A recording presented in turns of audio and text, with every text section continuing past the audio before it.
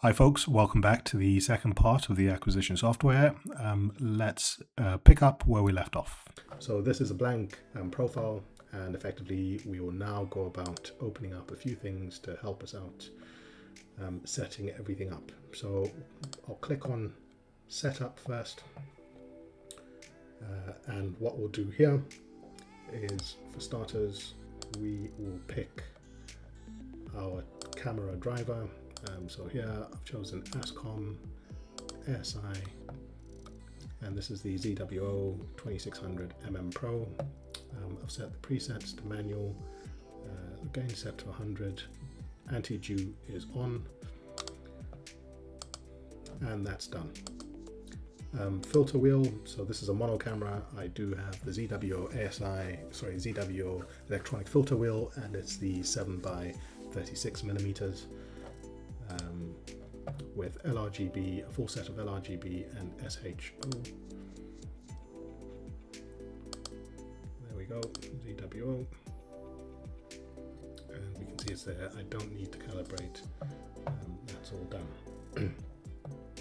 Now there's a couple of things that we need to do. So we need to feed in some data points, including the telescope's focal length, pixel size of the camera, just to ensure when we plate solve, it plate solves correctly. So as we said, we're using the Celestron 9¼ EdgeHD with a 0.7 reducer. So that brings the focal length down to 1645. The ZWO ASI 2600 Pro has a pixel size of 3.76 microns. And we've got some filters. So I'll hit the edit button here, and I'll just start to assign some names. So we have red. Well, actually, and it's worth just remembering what slots are occupied within your filter wheel. So I've got luminance first, red, green, blue, HA, so that's hydrogen alpha,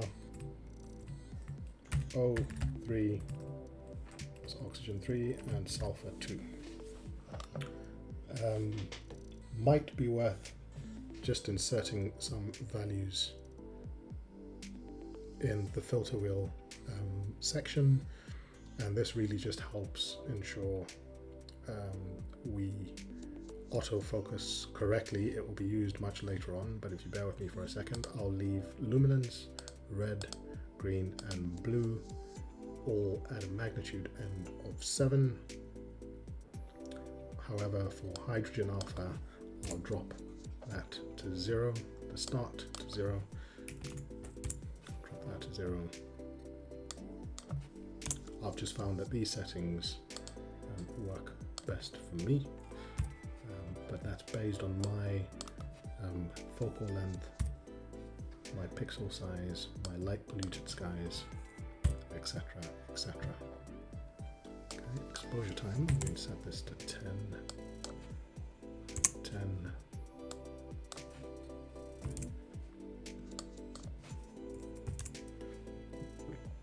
and then for the narrowband filters, I'll set that to 17, 17, 17. Okay, so not to get too technical, but based on my seeing conditions, I need to bin 2. My local conditions just don't support bin 1, and thus I am able to keep the file sizes quite small. Okay, so that's done, and if we look over to the far left, we can now see that the filters have updated. So this is, I think, everything that we need to do on this tab. The next tab is the mount, and as we said, we're using the 10 micron GM1000. So I'll go through ASCOM, and that's all done. Just a few things to change here. I will toggle this off, but that is my own personal choice. It's a safety feature. It stops tracking after a period of inactivity if a meridian flip is required. I am taking responsibility here, but I urge anyone watching this video to choose wisely. In terms of settle time, I'll knock that settle time down to 3 seconds. It's a fairly accurate amount, in fact maybe 5 seconds. And I won't change anything else. In terms of guiding, so I don't have an auto guider in my imaging train, so I'm leaving this blank. In terms of planetarium, I'm using Stellarium. And I'm not changing any details here. I think I had originally put the Stellarium details in, and I've enabled a Stellarium connection, so that should all be fine. But you can test the connection, and that says connection's okay. I've got Stellarium open already. Okay, next is a plate solver. So we're using plate solver 2. In terms of settings,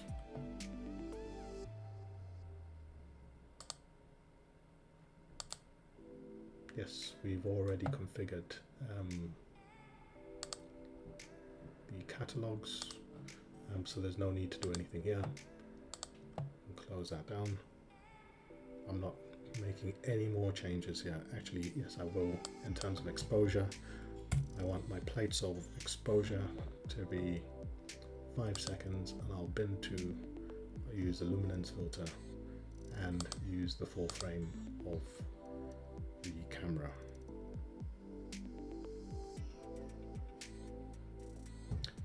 The next thing we'll do is go on to focus, and here the native focuser is RoboFire, and this is native to Voyager, and we will ASCOM using the Primaluci Lab Zato 2-inch.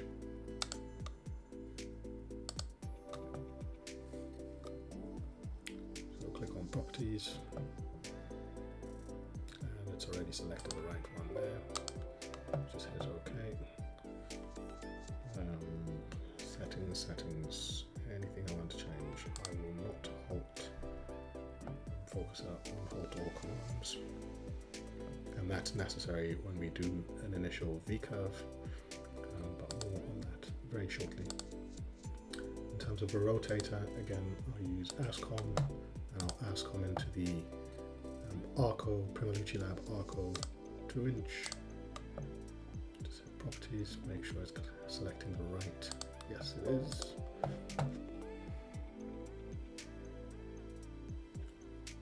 Okay, observing conditions. I don't really need to do this, but I will use the Echo environmental controller. And I think this is all we need to do. So that is all the setup. I will then select on the fly, and I will also select startup. So in this screen we can see all the equipment that we've configured. So we've got a camera, we've got a filter wheel, the mount, no guiding, we've got a planetarium, we've got a plate solver, a focuser, a rotator, and the sky conditions, and that's all we need. So at this stage I will hit connect,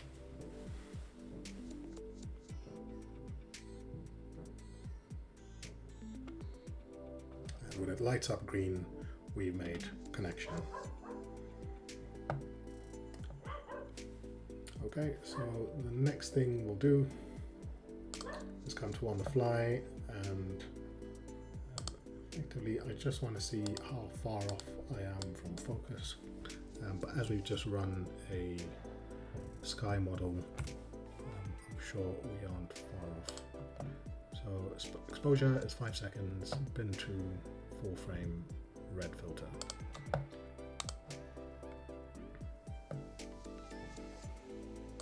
I'll head over to the Fits Viewer, and that should come up once the exposure's done. Okay, here we are. Stars are present.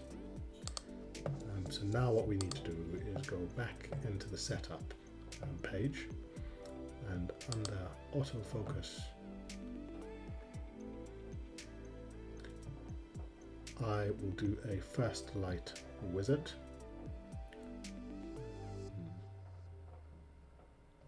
Before we do that, I'll just come into this section.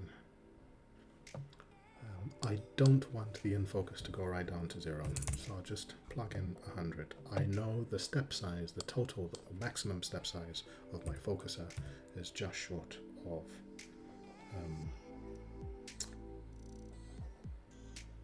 40,000, so punch in 400,000, sorry, so I'll punch in that. I don't need any backlash compensation, at least not just yet, and I'll leave everything else as is. Okay, so first thing I want to do is point the telescope to a focus star, and you'll recall from the magnitudes that we used when setting up the filter wheel that it's now taking those parameters into consideration in terms of star size that we want to use for focusing purposes.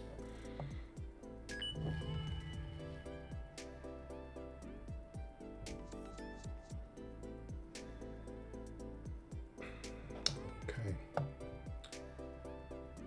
and what we'll do now is just hit the V-curve first light wizard. Comes up with a warning. It tells us a couple of prompts and what we need to look out for. I think I'm satisfied, and I shall hit OK.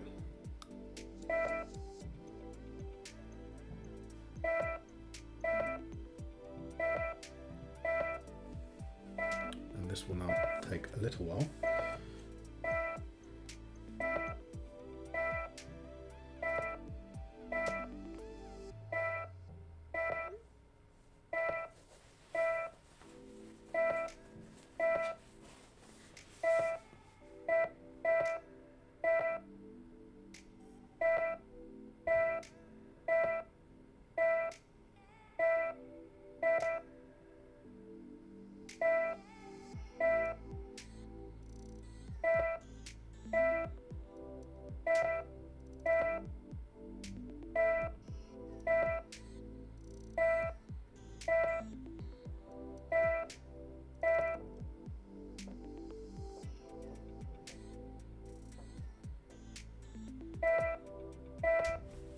Okay, so we now have half of the V-curve.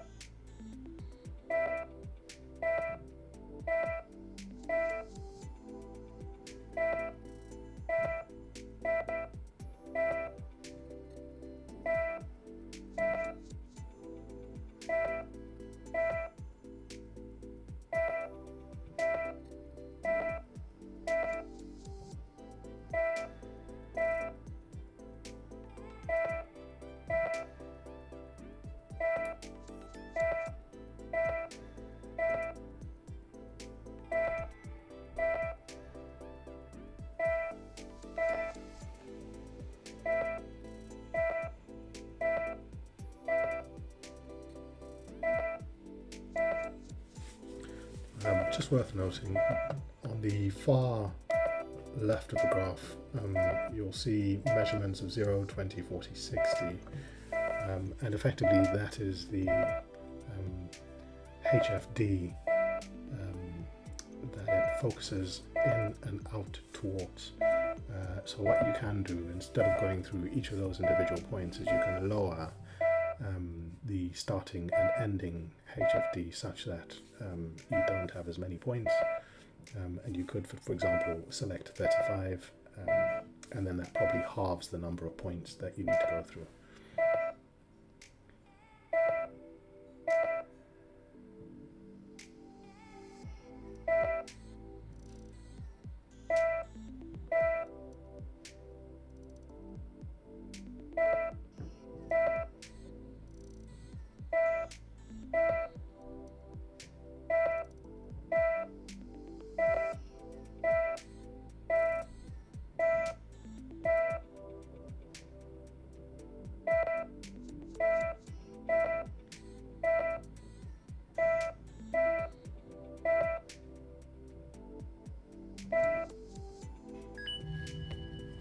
Okay, and at this stage it has now completed a focusing run. We've ended up on a position of 101.066.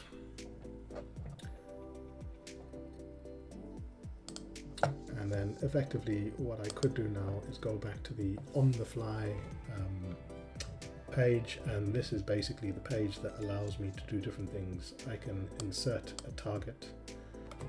So for example, I could say IC 1805, and I could do a fast find and it will complete the RA and deck position. I can hit a go to, and that will now slew the telescope over to the target. And down the bottom left we have a monitor telling us all the actions being performed, and obviously there are other parameters that we'll go through momentarily. Okay, so we've hit our target. We'll confirm that very shortly. Okay, so we've asked it to slew to a target.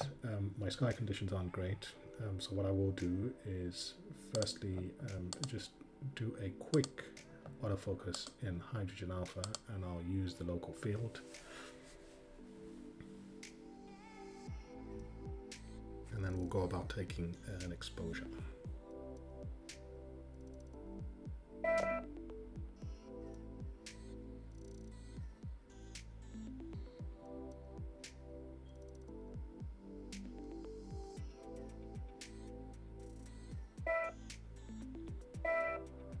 Okay, so we've taken a 17-second exposure based on the parameters that we put in when we set the focuser up. This has taken a 17-second exposure, as a result of which we've read 8 stars, and we've just taken a second exposure, now read 10 stars, and the number of stars should increase as we reach near focus. It will shoot past the focus position to create a V-curve.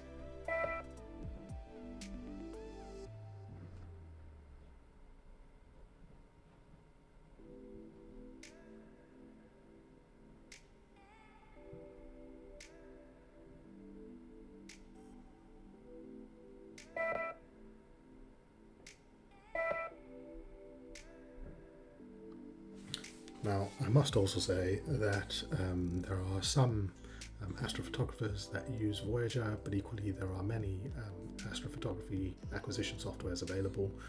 Nina is a very common one. People do use the ZWO ASI Air, and that has its own proprietary acquisition software, and I'm sure there are many, many others out there. This is my preferred one. I've invested lots of time in getting to learn how to use it, and therefore I've sort of stuck with this particular one. But that's not to say it's the best, it's just the one that I prefer personally.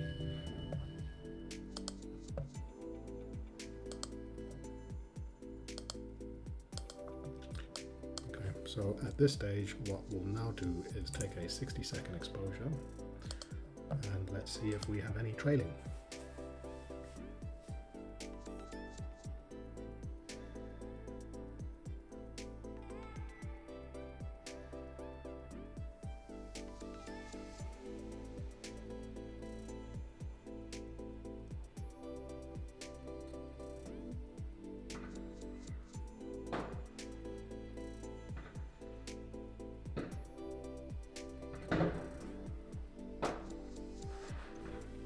unfortunately, we've just gone past Halloween and people are still enjoying their fireworks. So if you are hearing any fireworks in the background, just want to reassure you it is only fireworks and nothing else.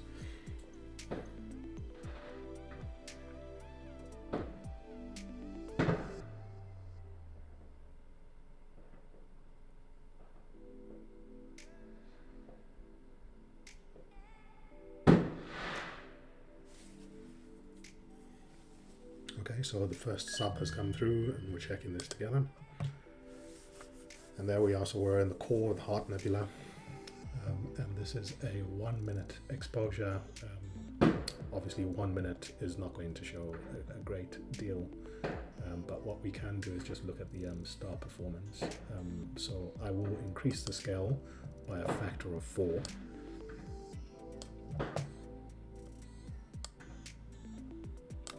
And this is the top left corner, and I'm pleased with the stars. The bottom left corner, the stars are round. Just a little bit of elongation going out there, and that might be collimation, but it doesn't look too bad. Okay. And as I said, that was a zoom in by a factor of 4. I hope that you've enjoyed this video. Okay folks, I hope you found this fun. Kind of a spoiler alert, I've shown you what the target was. I hope you join me on the next video where I run through a summary of what we've covered in the series, as well as showing you the result. Thank you.